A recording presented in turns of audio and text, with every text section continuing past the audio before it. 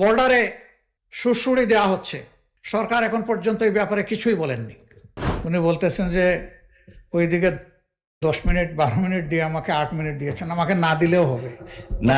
মাননীয় নেতা, ওনাদের 2 জন বক্তা মাত্র, ঠিক আছে, মানে থ্যাংক ইউ টাইমের পরিমাণ এদিকে বেশি। আমি জুলাই সম্পর্কে কথা শুনতে চেয়েছিলাম, কিন্তু দুঃখজনকভাবে অনেকে পিছনের দিকে দৌড়াইতে গিয়ে 96 পর্যন্ত গেলেন, আর একটু গেলে 91 পর্যন্ত যেতে পারতেন। 96তে থেমে গেলেন কেন? 96-এর ব্যাখ্যা দিয়েছেন চমৎকারভাবে, যে 96-এ একসাথে আমরা জোট করি নাই, জোট হয়েছে বিএনপির সাথে, এর বাইরে কারো সাথে এর আগে আমাদের জোট ছিল না। যদি বলা হয় এটা 1 থেকে 100 পর্যন্ত পুরাটা মিথ্যা। এটা ইতিহাস জানার কমতি, এটা রাজনীতিতে অনভিজ্ঞতা।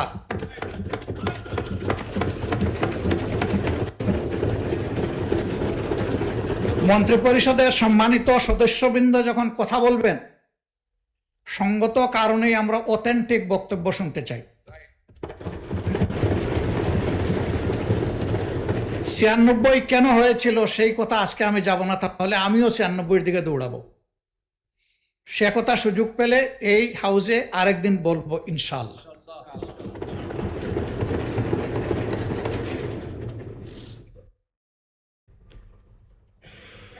আমার আরেকজন মাননীয় প্রতিমন্ত্রী তিনি বলেছেন,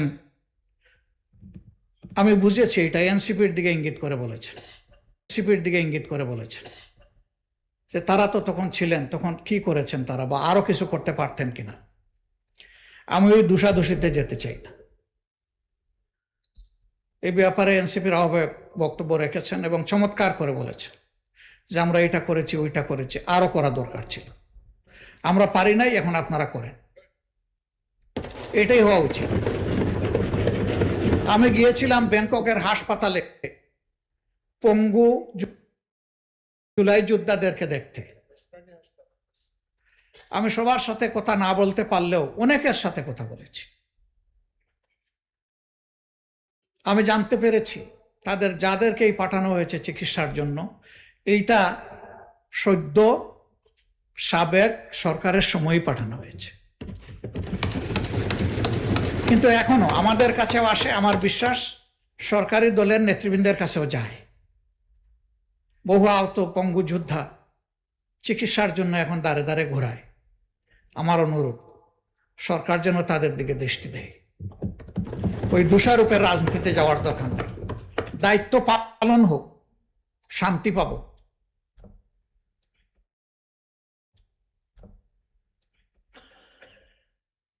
আরেকটা কথা এখানে অনেকেই বলেছেন, আমি আরেকবার বলতে চাই, জুলাই ছিল ফলাফলের সময়, কিন্তু তার ক্ষেত্র তো 17.5 বছর। এই সময়ের ভিতরে যারা গুম হয়েছেন, খুন হয়েছেন, পঙ্গু হয়েছেন, খুন হয়েছেন, পঙ্গু হয়েছেন, তাদেরকে ফেলে দেওয়া, ভুলে যাওয়া উচিত হবে না। এটা নিজের আত্মার সাথে বিশ্বাসঘাতকতার সামিল হবে। তাকে পরম শ্রদ্ধায় তাদেরকে স্মরণে রাখতে হবে, শুধু মুখে নয়, কাজে।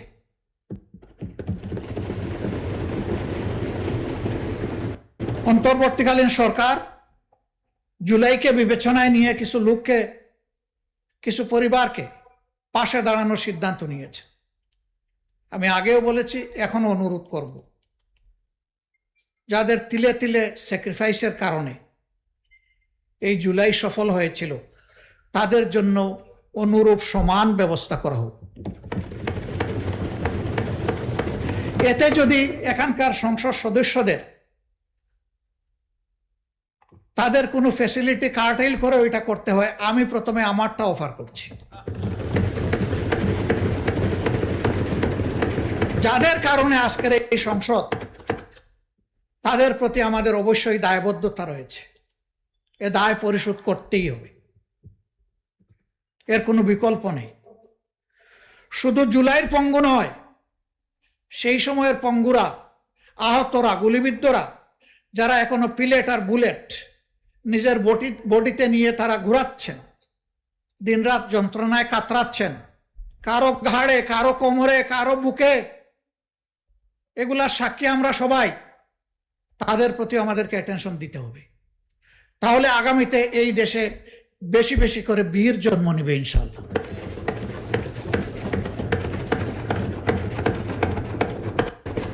এখানেও আছেন একজন, তার সন্তানকে যখন আদালতে তোলা হচ্ছে, মা তখন পিঠ চাপড়িয়ে বলেছিল, ভয় পেও না। সেই মারা এগিয়ে আসবে।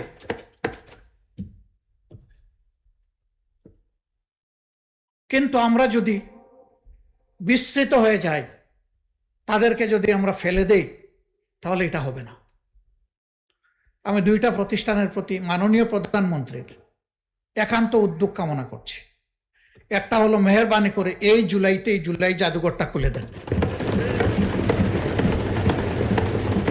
যদি কিছু কাজ বাকিও থাকে তাও খুলে দেন। এই রিনোভেশন, এডিশন, ডিডাকশন, এটা কন্টিনিউয়াস প্রসেস, এটা চলতে থাকুক, কিন্তু জুলাই জাদুঘরটা খুলে দেন। আপনি উদ্বোধন করবেন, আমাদেরকে দাওয়াত দিলে আমরাও আপনার পাশে থাকব। জুলাই ফাউন্ডেশন, এটা জুলাই যোদ্ধাদেরকে সাপোর্ট দেওয়ার জন্য, সম্মান দেখানোর জন্য একটা ফাউন্ডেশন হয়েছে। আমি ব্যতীত শুনি, যদি এটা সঠিক হয়ে থাকে, এই ফাউন্ডেশনের কর্মচারী কর্মকর্তারা গত 5 মাস ধরে তারা কোনো বেতন পান না। আমি এটা জানি না ভাই, আমি যেটা জানি না সেটা আমি বলবো কিভাবে। আমার একান্ত অনুরোধ, সরকার এই প্রতিষ্ঠানটাকে যেন আরো প্রাণবন্ত করে তোলে, ওই একই, এখানেও বীর জন্ম নিবে বেশি করে ইনশাআল্লাহ। এরপরে আমার অনুরোধ, যাদের বিচারের কথা বলা হয়েছে, তাদের বিচারে কেউ যদি গড়িমসি করে, হাসরের দিন আমি তাদের বিরুদ্ধে বাদী হব। এখানে আমি যে মুখগুলা দেখতে পাচ্ছি, অনেকে একসাথে আমরা জেলে ছিলাম, আমাকে নিলে একটু বেশি আদর করত, দীর্ঘ সময় রাখত, সহজে ছাড়তো না আমাকে। আমার বন্ধুরা অনেকে আমার পরে যেত, আগে চলে আসতো, তা আমাকে বেশি সময় কেন রাখতো এটা তারা ভালো জানে।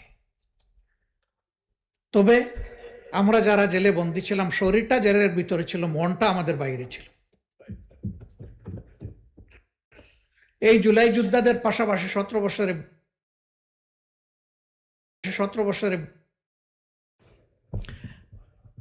জি, ওনার টাইম এক্সটেনশন।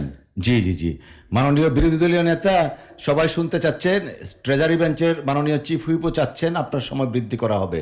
তো আপনি কতক্ষণের মধ্যে হলে আমরা রিজনেবলি শেষ করতে পারবো? জি, 5 minutes. Okay, 5 minutes. Thank you. আপনাদের দুইজনকেই ধন্যবাদ। বিচারের ব্যাপারে কোনো গড়িমসি এই জাতি আসলেই সহ্য করবে না। এই ট্রমা বহন করার শক্তি এই জাতির নাই। বিচার হতেই হবে। তবে অবশ্যই এটাও বলবো, কারো উপর যেন অবিচার করা না হয়, বিচারটা যেন ন্যায় বিচারই হয়। আমাদের নেতৃবৃন্দকে ফাঁসিতে ঝুলিয়েছে, we are proud of them. তাদেরকে নিয়ে অনেক ষড়যন্ত্র করেছে মুখ দিয়ে একটা কথা বের করার জন্য। আলহামদুলিল্লাহ, তারা কারো কাছে মাথা নত করেননি।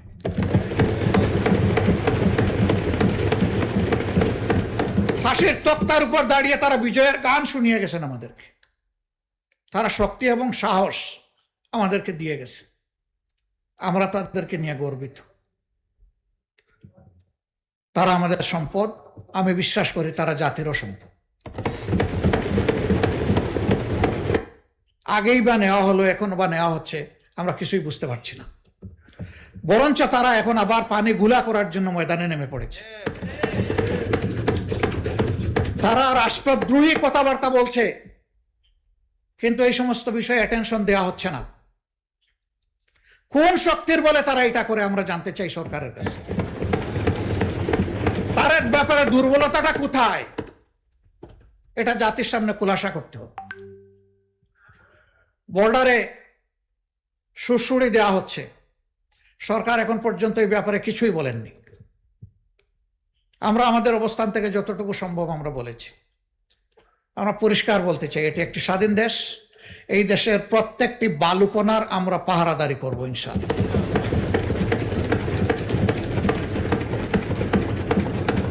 আমরা বলতে আমি বিরোধী দল মিন করছি না, আমরা বলতে এই পুরা হাউস এবং 18 কোটি মানুষকে মিন করছি।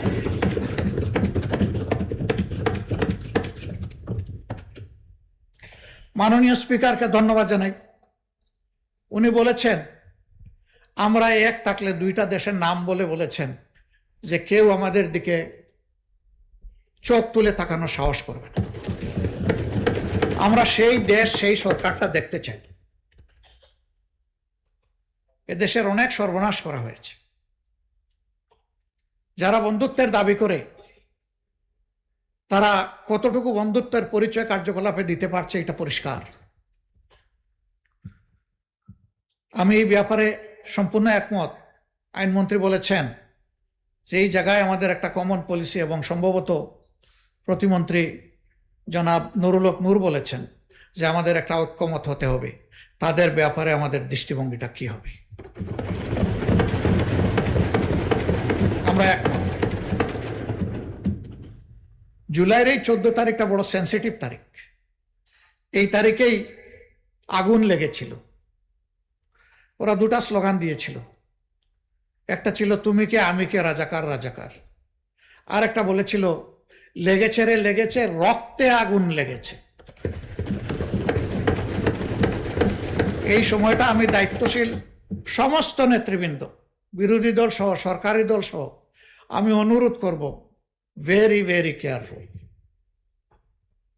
আমি ধন্যবাদ জানাই মাননীয় শিক্ষামন্ত্রীকে, তিনি একটা দুঃখ প্রকাশ করেছেন তার একটা মন্তব্যের জন্য। আসলে তিনি দুঃখ প্রকাশ করেছেন, এই জন্য এখানে আর বলার কিছু নেই, কিন্তু এটা শুনে আমার মোটেই ভালো লাগেনি। এটা যে সেন্সেই তিনি বলে থাকেন না কেন, আমাদের পর্যায় থেকে এইরকম কোনো মন্তব্য হওয়া উচিত নয়। এটা আমাদের অনেক কেয়ারফুল হওয়া উচিত দায়িত্বশীলতার জায়গা থেকে। মাননীয় স্পিকার, শেষমেশ আমি অনুরোধ করব, জুলাই এসেছিল একটা পরিবর্তনের জন্য, একটা নিউ ডাইমেনশন নেশন বিল্ড আপের জন্য। এর জন্যেই কনসেনসাস পরিষদে দীর্ঘ আলোচনা করে কিছু রিকমেন্ডেশন তৈরি করা হয়েছিল। এই জন্যই একটা গণভোট অনুষ্ঠিত হয়েছিল। সেই গণভোটে জনগণ হায়ের পক্ষে, সংস্কারের পক্ষে রায় দিয়েছিল। কি এখানে হয়ে গেল আমরা ঠিক বুঝতে পারি নাই। বারবার বলা হচ্ছে এখানে প্রতারণা করা হয়েছে। কে করলো? এই ডায়ালগে তো সবাই। যে একটু মাইকটা দেন, কন্টিনিউ করেন একটু প্লিজ। এই জন্য আমি অনুরোধ করব যে মেহরবানি করে এই বিষয়টাকে তারা অবশ্যই ইতিবাচক বিবেচনায় নেবেন। দেশ এবং জাতি সকলের জন্য ভালো হবে। মানুষ তাদের ভোটের মূল্যায়নটা দেখলে গণতন্ত্রের প্রতি তাদের শ্রদ্ধাবোধ এবং সমর্থন বৃদ্ধি পাবে। অন্যথায় গণতান্ত্রিক প্রতিষ্ঠান মারাত্মক হুমকি এবং ঝুঁকির মুখে পড়বে। মাননীয় স্পিকার, আপনাকে ধন্যবাদ আমাকে দুইবার সময় বাড়িয়ে কথা বলার সুযোগ দেওয়ার জন্য। আসসালামু আলাইকুম রহমতুল্লাহ।